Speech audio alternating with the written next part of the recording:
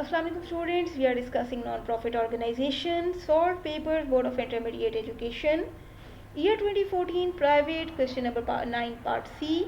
You are watching Commerce Lecturer online. Here's the question. Receipt and payment account of Karachi Cricket Club for the year ended December 31, 2013 is given to you. This is their receipt side, this is their payment side. Additional information given to us is prepaid salaries. Have a look on the payment of salaries. ये जो salaries हमने पे की थी 50,000, उनमें से 20,000 advance चली गई हैं. इस वजह से इस सैलरी एक्सपेंस की एग्जैक्ट अमाउंट निकालने के लिए हमें 20 को इसमें से माइनस करना पड़ेगा, यानी सैलरीज एक्सपेंस को 20,000 से डिक्रीज करें.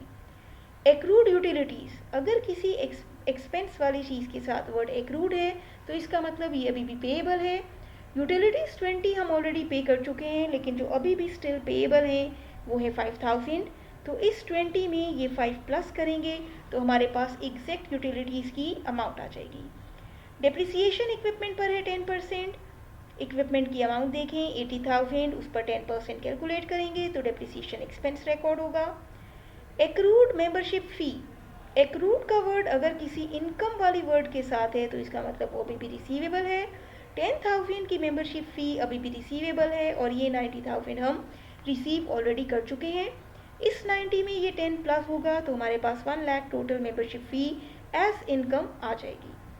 अनअर्न रेंट है 12,000.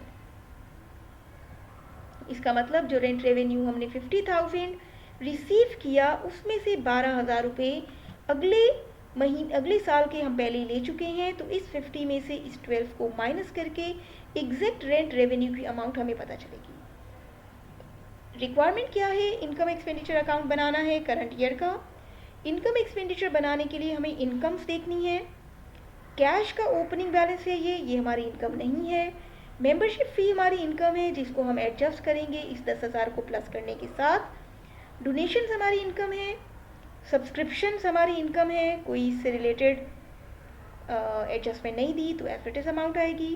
रेंट रेवेन्यू हमारी इनकम है, 50 में से 12 माइनस करके इनकम्स में लेंगे.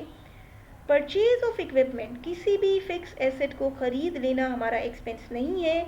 ये हमारे पास बैलेंस शीट में रिपोर्ट होगा एज एसेट. अगर बैलेंस शीट रिक्वायर्ड होती तो हम उसमें ले जाते, लेकिन इक्विपमेंट का जो डेप्रिसिएशन है वो हमारा एक्सपेंस है तो वो हम कैलकुलेट करेंगे 10% और उसे ले जाएंगे इनकम एक्सपेंडिचर अकाउंट में एक्सपेंसेस साइड पे.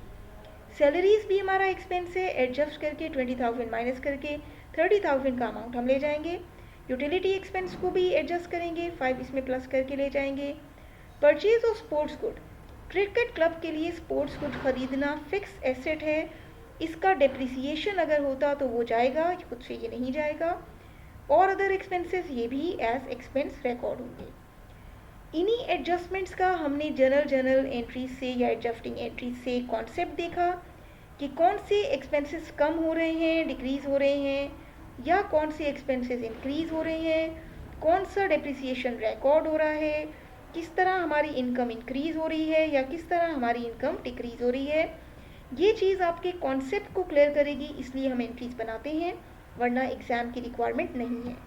एग्ज़ाम की रिक्वायरमेंट ये है कि जो चीज़ें हमने डिस्कस की, किस तरह प्लस माइनस करके हमने इनकम्स को एडजस्ट करके लिया, किस तरह हमने अपनी एक्सपेंसेस को एडजस्ट करके लिया, इनकम्स का टोटल किया, एक्सपेंसेस के टोटल को उसमें से माइनस किया तो हमने सरप्लस की अमाउंट रिकॉर्ड की जो कि है 1,45,000 का डिफरेंस. दोनों का इनकम ज़्यादा है, एक्सपेंसेस कम है तो हमें सरप्लस अर्न हुआ. अकाउंट को रूल ऑफ करें and that's all about the income expenditure account of cricket Karachi Cricket Club, which is the actual requirement of the question. Like the video, share it with your friends, subscribe the channel for most important topics in upcoming days. You are watching Commerce Lecture.